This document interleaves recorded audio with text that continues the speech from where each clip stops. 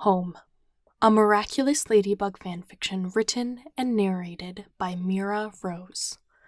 Artwork provided by XAA on Tumblr.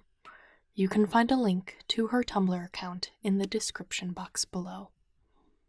If you haven't already, make sure to subscribe to this channel and give this video a thumbs up while turning on the bell notification to show your support. Now then, Home, Part 1. Cat? Cat Noir looked up to see Marinette standing in front of him. It was the middle of the night after an Akuma fight, and he was sitting on a park bench, not wanting to go home quite yet. "Princess, what are you doing out so late alone?" he asked. "I was trying to catch some footage of the Akuma fight as a present for Alia," she said, somewhat flustered. "That's not safe." He patted the space beside him, an open invitation to her company.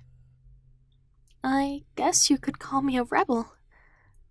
"A pretty cute one," he winked. "You never stop flirting, do you, kitty?" "It's impossible." "You're starting to make me feel bad for Ladybug," she joked, sitting down next to him. "Why do you say that?" he asked. "How would she feel if she knew you were flirting with other girls?" "Oh, but Marinette," he said, leaning in towards her, "you aren't just some other girl." She was a bit taken aback by his words. "What's that supposed to mean?" She looked away as she laughed off his comment. "I'm sorry, did I fluster you?" Cat grinned, pulling away. "I'm only teasing, after all." "Are you hungry?" she asked, changing the subject. "A little. Why?" "I guess I'm the kind of person who likes to feed stray cats." Cat couldn't help but let his grin grow wider. A home-cooked meal is everything he wanted at that moment. "What's on the menu?" he asked. "How about we stop at the store first, and you can pick out your favorites?" "Really? You'll make me lumpia?" "Lumpia?" Marinette turned around with a question on her face. "What's that?" "Filipino egg rolls." "That's your favorite food?" "I just want to eat it." "Cat," Marinette glanced over at him. "Did you see this in an anime?" "What? No!" "Really?" Skepticism bled from her voice. "Yes." "Okay, I'll look up the recipe online," she said, pulling out her phone. "Let's see. We'll need meat, green onions, carrots, egg roll wrappers." She quickly typed up what ingredients her parents didn't have at home and started walking forward. "Wait for me, princess," he called after her. Several phones were out by the time they reached the store, recording Paris's favorite superhero racing shopping carts with a random girl at 2 a.m. "Don't you think we're a little old for this?" Marinette asked, balancing herself on the railing of her cart as her feet hovered above the floor. "Never." "Coming from a guy wearing a mask." "Touché." He smiled, grabbing a package of ground turkey. "Would you prefer this or pork?" "Ground turkey will be easier to cook," she said, comparing prices. "Anything else you'd like before we check out? Some chocolate, perhaps?" "Chocolate?" Cat's ears popped up at the suggestion. "I can have some?" "Yes?" He didn't try to explain why he was excited.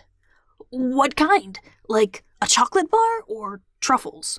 Or maybe something dipped in chocolate? Or, because it's almost Christmas, orange-flavored chocolate that you can, peel the slices off of?" She bit back a laugh at the sight of so much excitement in his stature. Yeah, okay. We'll get 2 orange-flavored breakaway chocolate balls. His face lit up and he sprinted to the candy aisle, leaving Marinette to follow him like a mother with her 5-year-old son. Milk or dark chocolate? He asked, his arms filled with the seasonal chocolate. Whichever you'd like, she said. But you can only get 2, and one of them is for me. Cat stood up after a few minutes, proudly holding out his selection. 1 dark chocolate and 1 milk chocolate. Are these 2 okay? He asked. Perfect choice. Shall we go check out? Yeah. He returned to his place at her side and waved at a passing child looking at him in awe.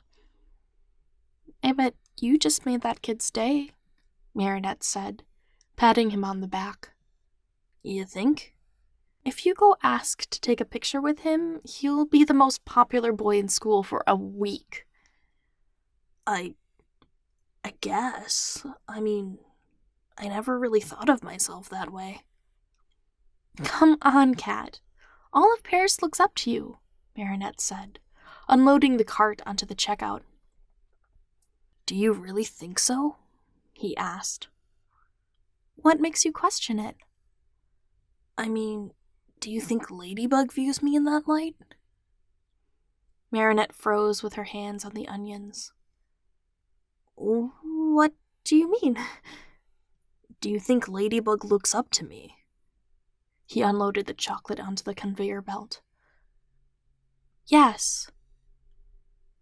Cat looked up at her in surprise of her stern answer and didn't know how to respond. The cashier checked them out, and they made their way back to her place in silence. He was on edge the whole time, unable to tell if the quiet between them was uncomfortable or not. Here's a spatula. If you start the meat, I'll start dicing onions, Marinette said, handing him the utensil and the package of ground turkey.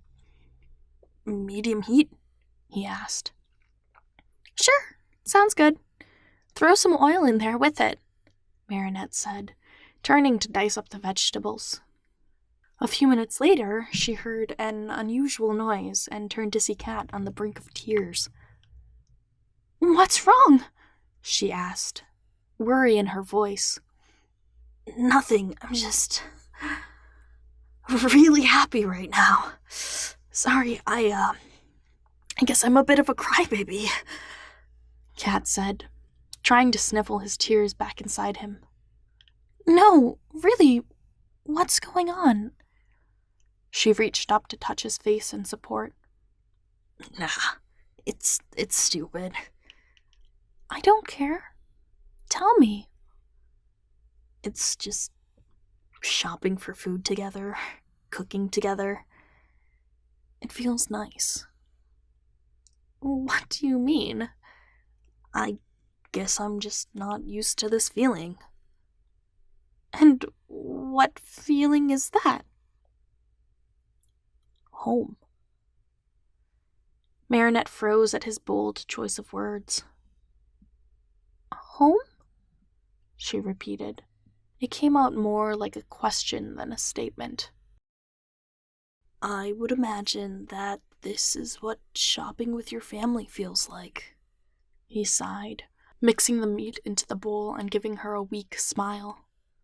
I think it's time to start rolling them up. We need to add the soy sauce first, Marinette said, unsure how to respond to his remark. Do you plan on having a family, Princess? He asked. As opposed to what?